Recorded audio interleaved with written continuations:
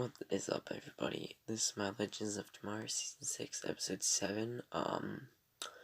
It's entitled Back to the Finale, Part 2, and there was no Part 1 if you're confused. This basically is Part 2 to the actual Season 5 finale entitled Swan Thorn, I think. It's a weird title, but anyway, if this is your first video or fourth video, I don't care. We're on the road to 100 subscribers, and I would really appreciate it if you would subscribe. But anyway, I am rambling, so let's get into that review and my more in-depth thoughts, and let's roll that intro.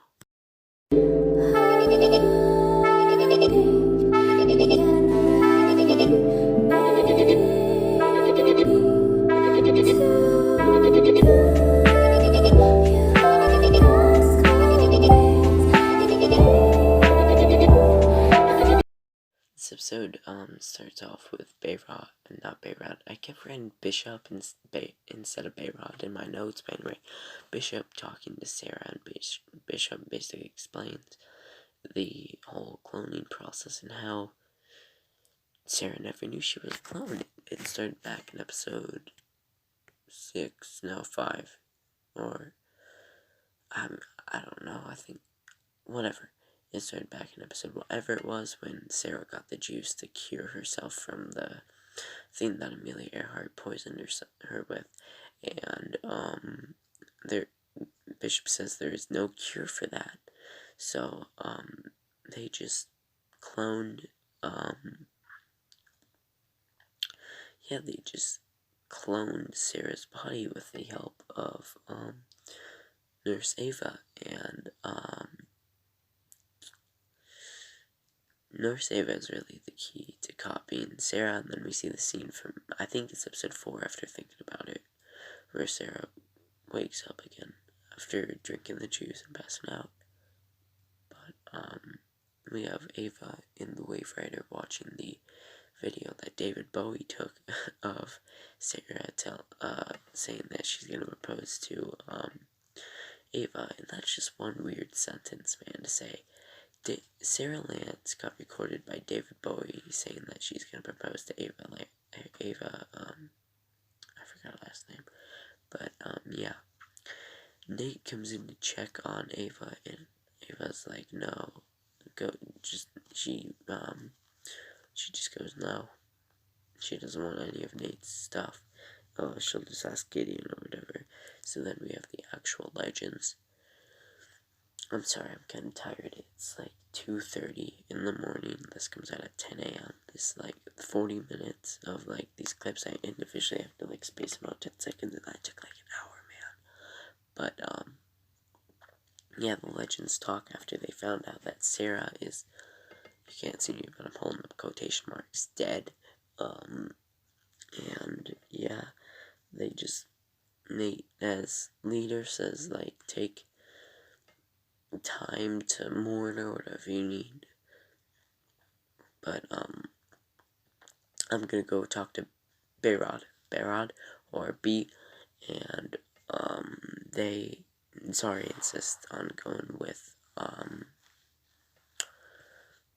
Nate. But then Spooner asks about Mick, and John says that Mick's like a cockroach, he will survive anything. So we have Mick on the Bishop's planet, where him and Kayla are finishing having sexual intercourse, and look at that face on Mick, man. I can't believe I got a screenshot like that. But it's just so stupid. Mick gets out and tests if the things back up, and they aren't hearing any bumps from the Demogorgon-like creatures, so they get out of their pod, and they kind of like talk as they're doing this, and Mick is like, you gotta help me, or something. Kayla's like, whatever, no, well, actually, you gotta, I'll help you, But I'll be your escape ride. You just gotta you just gotta get back before the third moon sets, and then we see out the window that there are indeed 3 moons on this planet. So then we have Sarah and Bishop talking again, and it's just, I don't know, man. Bishop, well, this is a 15-episode season. Next episode, we're officially halfway through, and Bishop, I would say, is the main villain of the season so far. But Bishop and Sarah talk, and it's just like a real quick scene. I think we're done with Bishop, but I wouldn't be surprised if he appears one more time later in the season. But yeah, Mick wanders through the planet, and he comes across a bunch of Avas on the planet, scouting around looking, and one of the Avas is like, hey, hang on, I know this dude, and the Ava is revealed to be Gary Green, or whatever his alien name was, I don't remember, but yeah, I love Mick's reaction. He's just like, Gary, like, out of disgust and, like, surprised. Because remember, the legends think that Gary actually was the one who took Sarah, when that's not the case. But Nate and Zari go to investigate where Bayrod is, and I forgot her name. The Wave Rider thing. Gideon says that Bayrod isn't on the ship, so then Nate smells Bayrod's weed, and Nate's like, oh, this is his thinking music and his thinking weed. So there's a big chalkboard with a bunch of crap on it. I did not bother to read all the crap besides Back to the Future Part 2, and that's basically their plan. That's a really great movie if you haven't seen it. I don't know if it's on Netflix anymore, but anyway, Nate just kind of informs the team what's happening, and they go to London, 1970.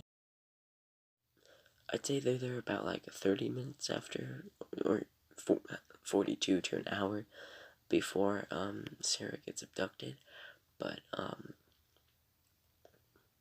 yeah, the legends talk as they get out, and they need to find Bayrod, which is very easy. It's easier than you think. I think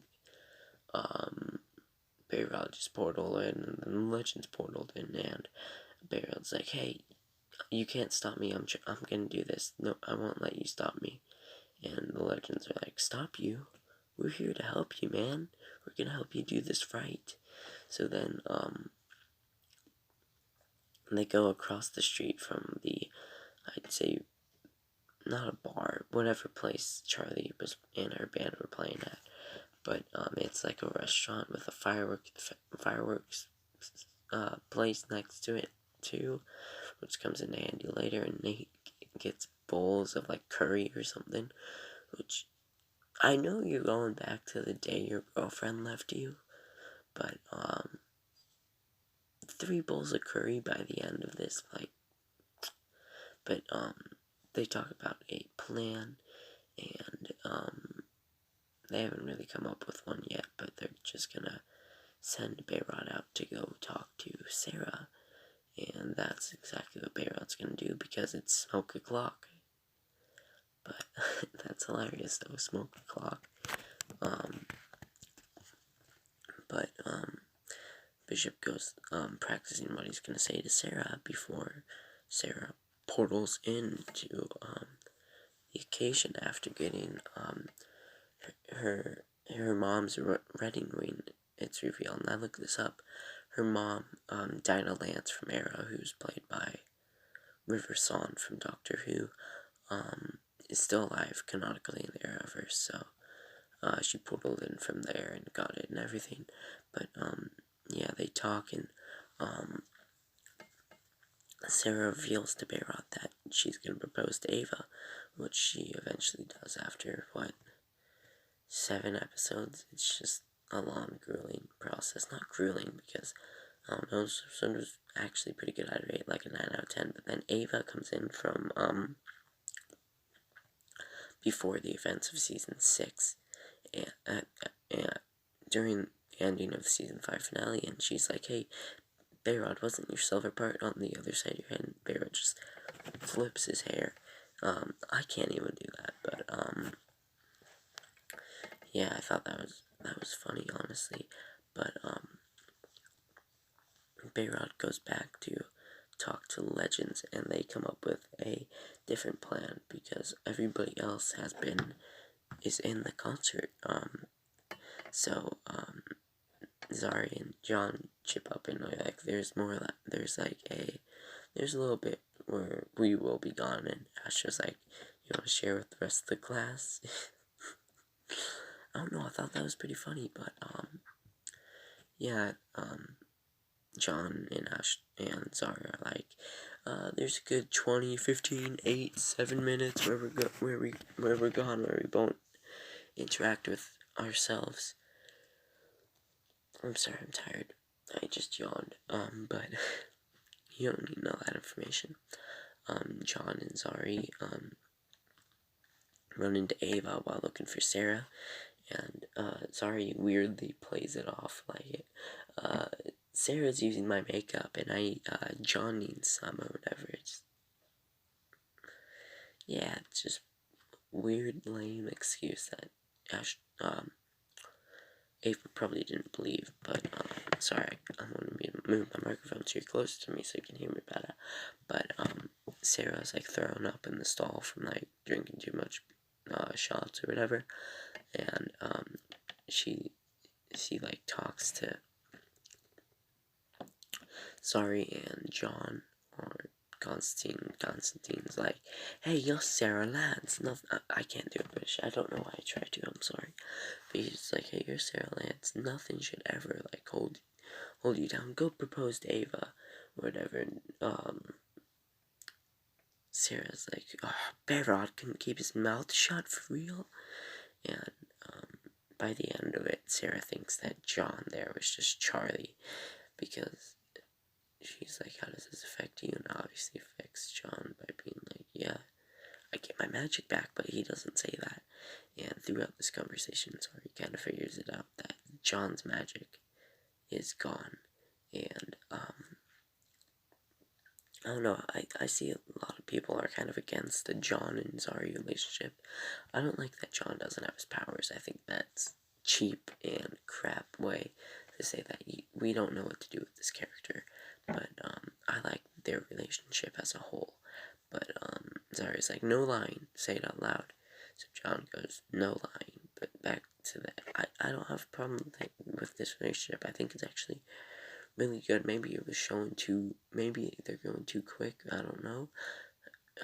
But yeah, I think it's being executed pretty well. But anyway,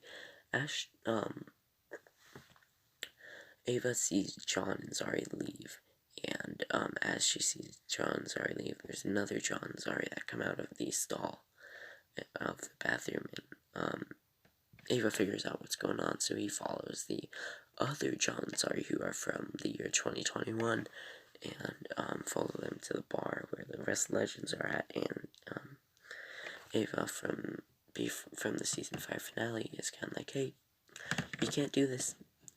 I don't care what's going on, go back, we'll fix it later." And, Ava's just like, "No, I don't want to hear any of this crap, don't tell me anything." She goes back inside the bar or whatever. So, the legends talk, and they're like, "Oh no, we've been found out," or whatever. And then, luckily, Spooner was gone. So, Ava didn't see Spooner before it got introduced, but Spooner enters, and, she's like, "Hey, what did I miss?" But, the legends have to come up with a new plan. So Bayrod immediately goes, "Hey, mannequin, why don't we rig a mannequin to explode and look like Sarah so the aliens take it?"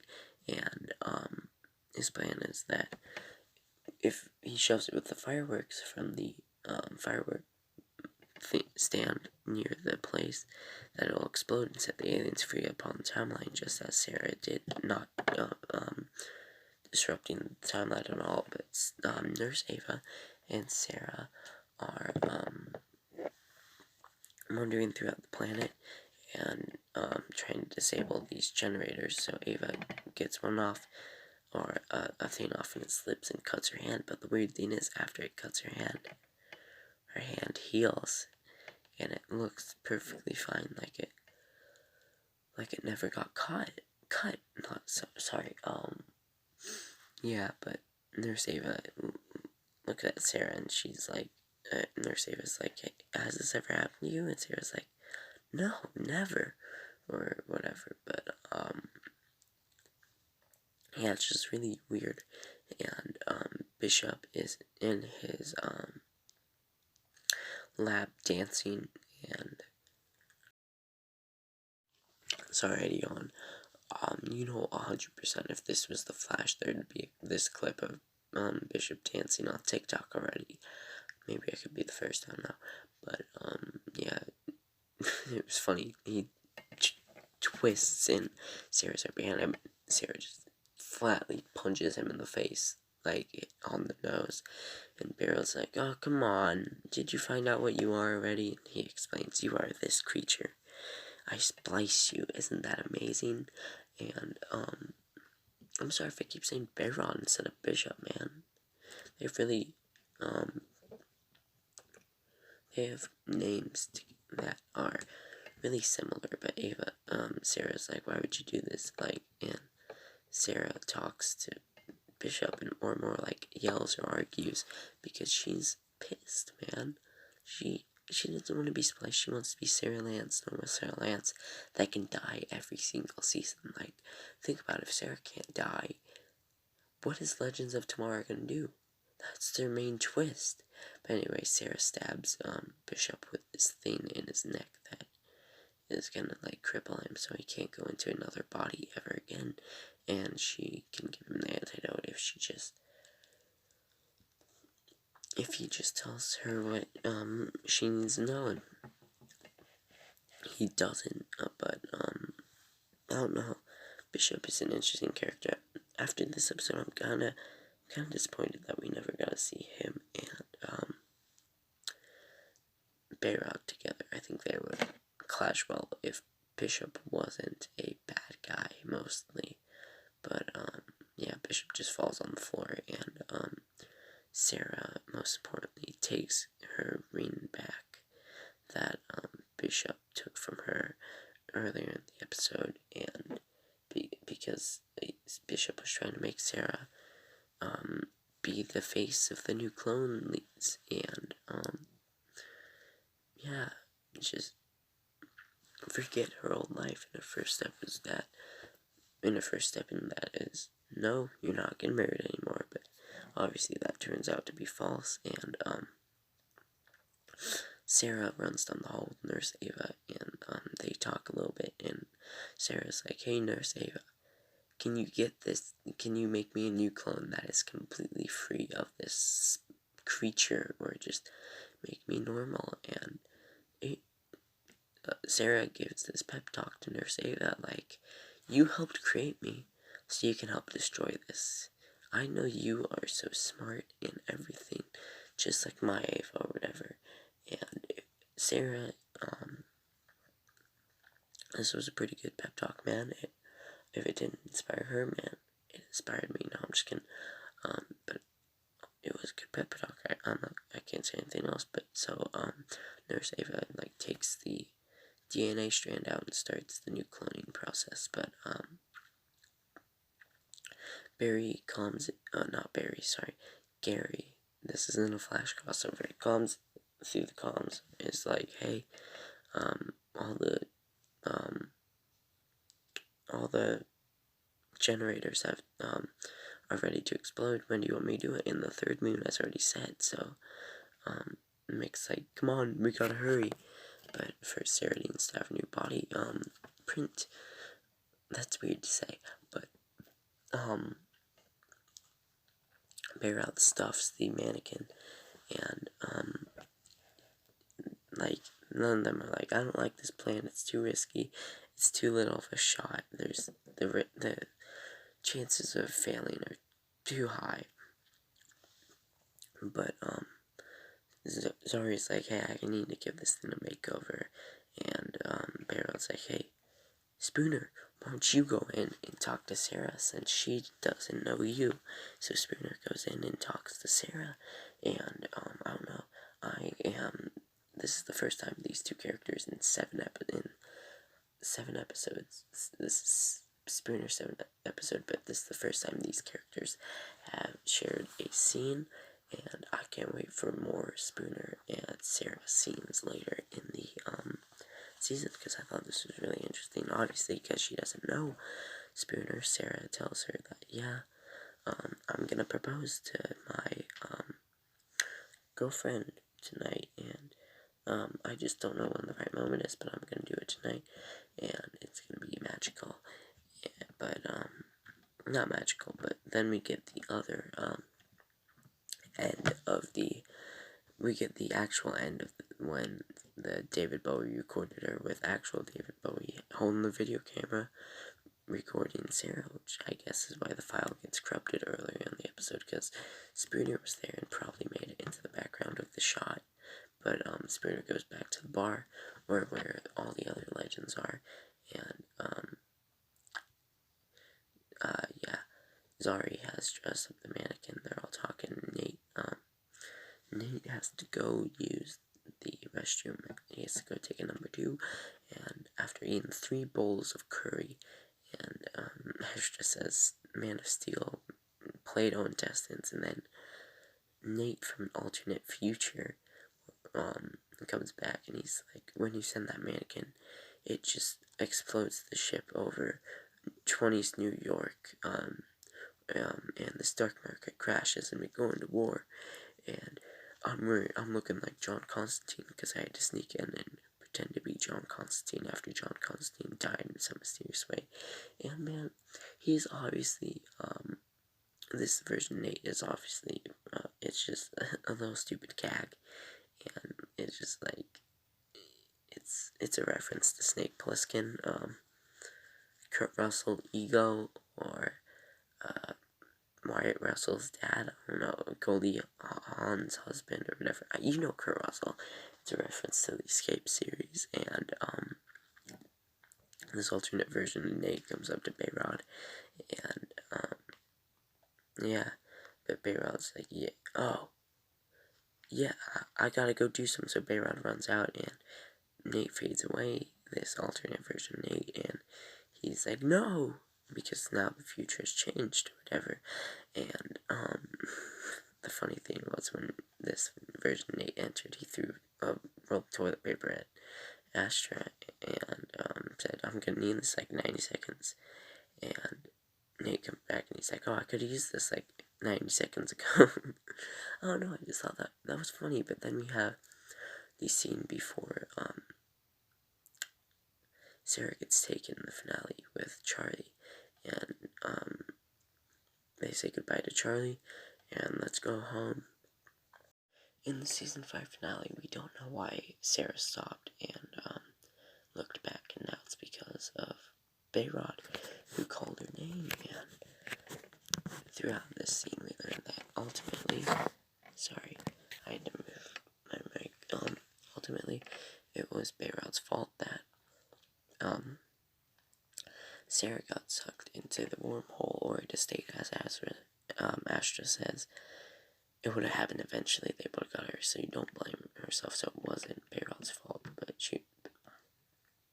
you get what I'm saying. But back on Bishop's planet, Mick encounters Bishop, and Bishop's being all smartass, and just talks to Mick, and Mick doesn't have enough time for Bishop's bullcrap, so Mick burns Bishop and kills Bishop's last clone, and through this, Bishop basically uploads to what I would assume the cloud, or he is now an artificial intelligence controlling the whole place, and it's gonna take like a couple minutes to upload, and it's gonna be faster than the new body takes the print, so he tells Sarah that, and Sarah gets mad, like, kicks over the Bishop thing, destroys it, but, Mick enters, and, he sees, I'm gonna talk real fast, but I'm gonna get there eventually, but, Mick enters, and he sees the clone body being printed, and him and Sarah talk, and Sarah basically explains that she died, but this time she didn't come back, that she's a clone, and so there's something unnatural about her this time, so she needs to print a new body. And look, I'm not me. I'm the clone. There's something different about me, she says. And Mick is the greatest here. He's like, all I see is Captain Sarah Lance, my oldest friend that's still alive or whatever. Think about it. They are the only two OG legends left. And by the end of the season, this is Mick's last season, so this is why he's in so much of it so far. Sarah will be the only OG legend by the end of the season. So, yeah. But, it's just, this scene between these two characters were great, and this is what, 5 years character development here, because the show premiered in 2016. Not even 5 years, man. Sarah was introduced in 2014, and so was Mick. So, like, 7, wow. But anyway, after that pep talk, they escape, and Sarah tells Gary, destroy the, I forgot things, but, the things get destroyed, and Gary pushes the button. They get out of, Bishop's home, and they run for it, and everything. This is like an it's not apocalypse, but it's just a crazy thing that happened in the episode that might have major ramifications. I don't know if we're done with the Bishop plot. For one, we don't know much about this season. Like we do the Flash, or we did the Flash before it started. Well, we didn't even know that Speed Force was going to be a villain, so whatever. The walls come down, letting all the creatures come in, and Sarah's body is now destroyed since the whole network, the whole mainframe was destroyed, and Bishop's house freaks out, and Bishop is, for now, officially dead. Like I've been saying, I don't know if this is the end of Bishop. I can look that up. I probably won't find an answer, but one second, I'll actually look it up now. Officially and publicly, this on IMDb and Arrowverse Wiki, this is his last appearance. So for now, yeah, the Ava clones are gonna stay behind and run the planet for now. They're a bunch of hired professionals that could probably kill people, nurses and chefs, so they'll be alright. And sorry, I keep bumping into things. Whatever. The Avas say they gotta go, and the walls are gonna collapse, so they need masks. And Kayla now is yelling for Mick, and when Mick doesn't scream back, she's like, whatever, and goes in the ship. But our crew, Sarah, Gary, and Mick, wander through, and they just talk real quick, like, the moon has gone down, she won't stay for us, she won't leave, and, yeah, when they get there, Kayla did leave, and, sorry, I had to move in my chair, but,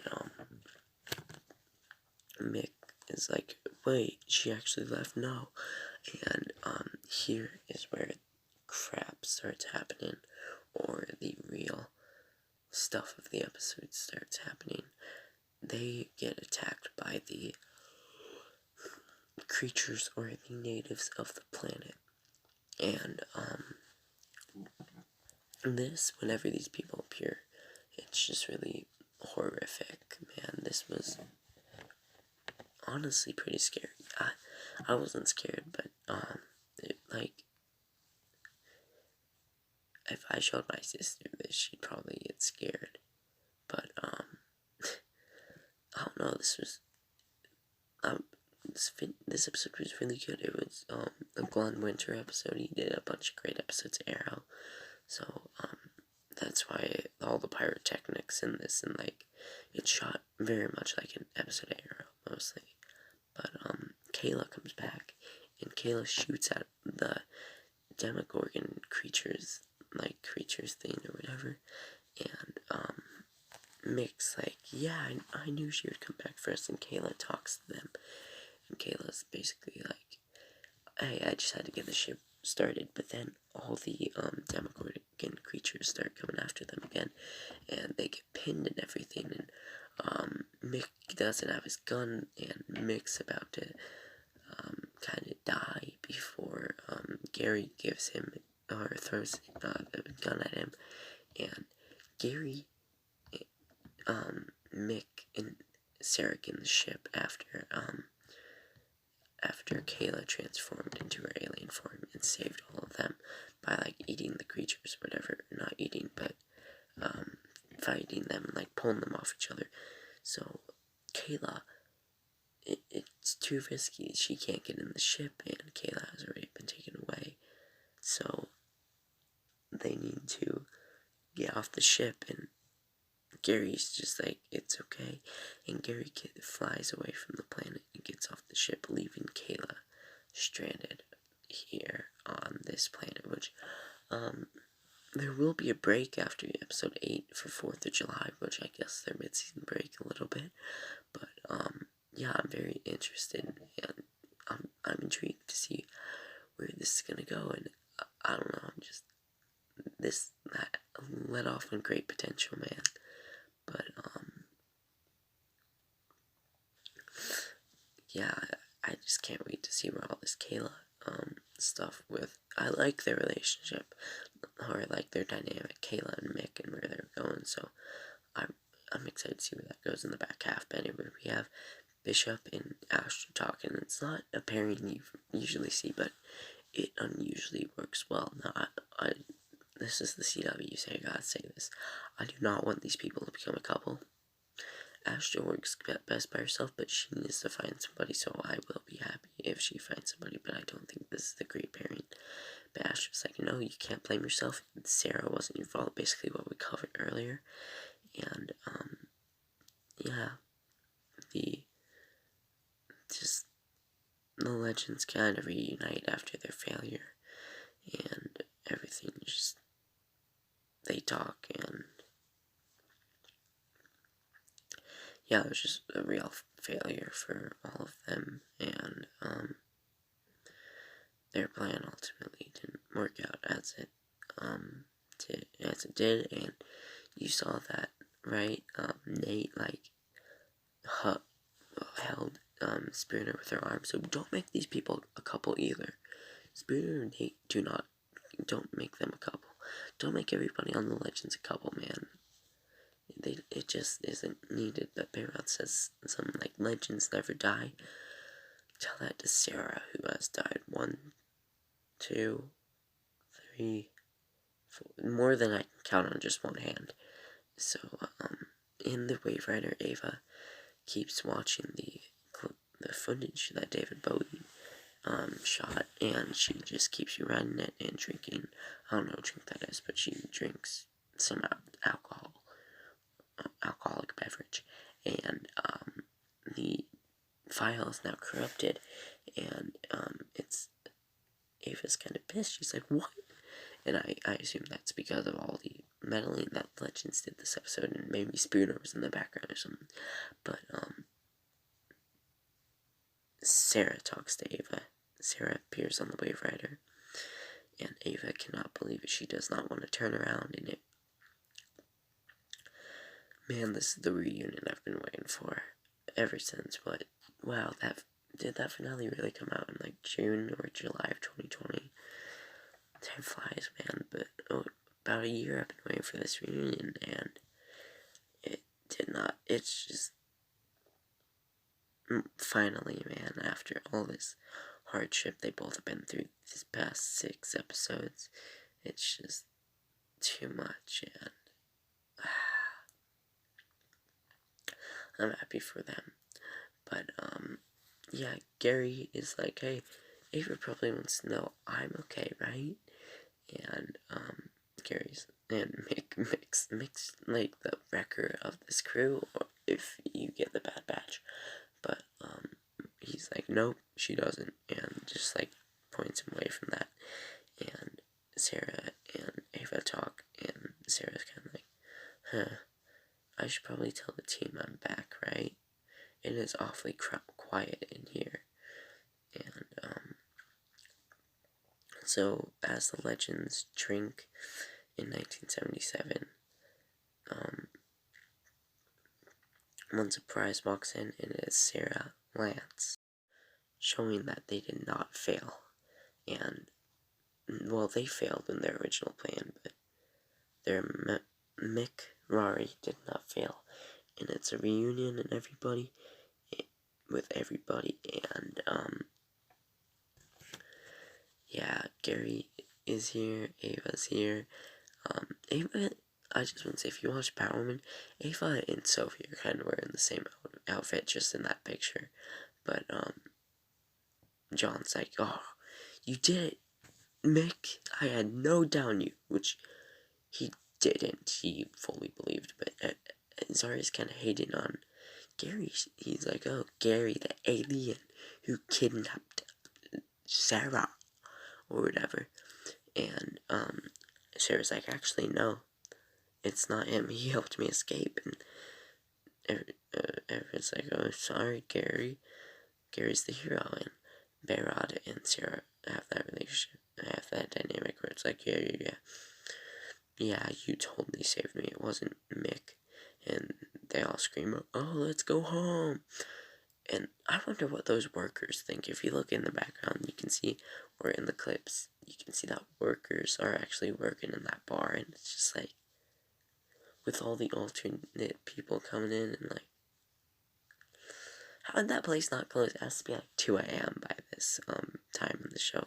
But John and Zari talk, and John's like, I may not have my magic, but I would still love you, or whatever, and it's just a nice moment.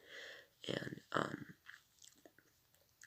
Sarah and Ava watch, and Sarah's like, oh, those two, their relationship has changed a lot. Someone's gone so fast, and Sarah's kind of like, it seems like nothing has changed, but also everything has changed at the same time, which, isn't that true, man?